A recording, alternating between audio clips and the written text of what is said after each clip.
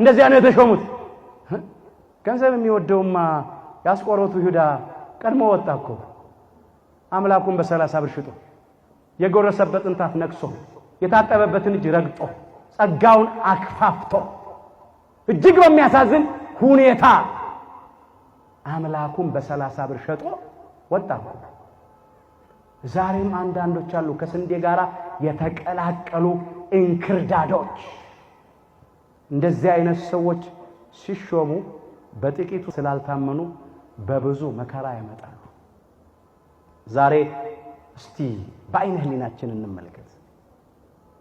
አሁን በዓለ ሲመቱን እንደምናከብረው እንደ ቅዱስ እስጢፋኖስ ያሉትን አገልጋዮች አምላካችን እግዚአብሔር ለቤተ ክርስቲያናችን ቁጥራቸውን ያብዛልን።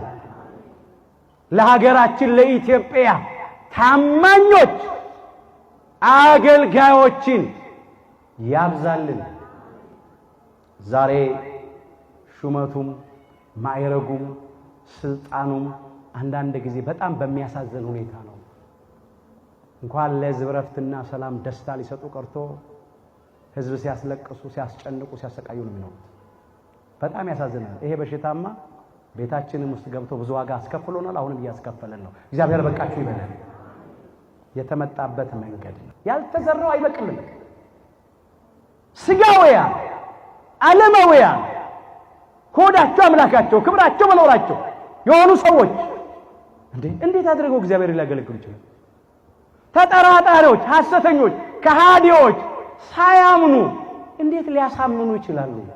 በጣም እኮ የሚያሳዝነው አንዳንዶች ሳያምኑ እኮ እናሳምናለን የሚሉት እኮ ተጠራጣሪዎች፣ መናፍቃን፣ ሃይማኖት እናድሳለን ባዮች የኛን ካባ ደርበው የኛን ጥምጥም ጠምጥመው የኛን ቆብ አጥልቀው የኛን መስቀል አንጠልጥለው ቤታችን ውስጥ ገብተዋል።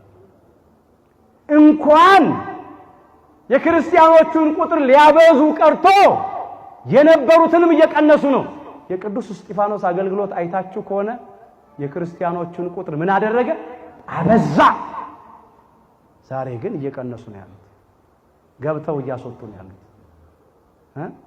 እግዚአብሔር ተመሳስለው ከሚያስቱ ከሚያስክዱ ከዘመኑ ሐሰተኞች ሁላችን ይጠብቀን። በአገልግሎታችን እንትጋ። ሮሜ ምዕራፍ 12 ቁጥር 7 እንደ ቅዱስ እስጢፋኖስ በተቀበልነው ልጅን በተሰጠን ጸጋ ስጦታ እስከ መጨረሻ ቀታ ድረስ ታምነን እንድንገኝ እግዚአብሔር በቸርነቱ ይርዳን።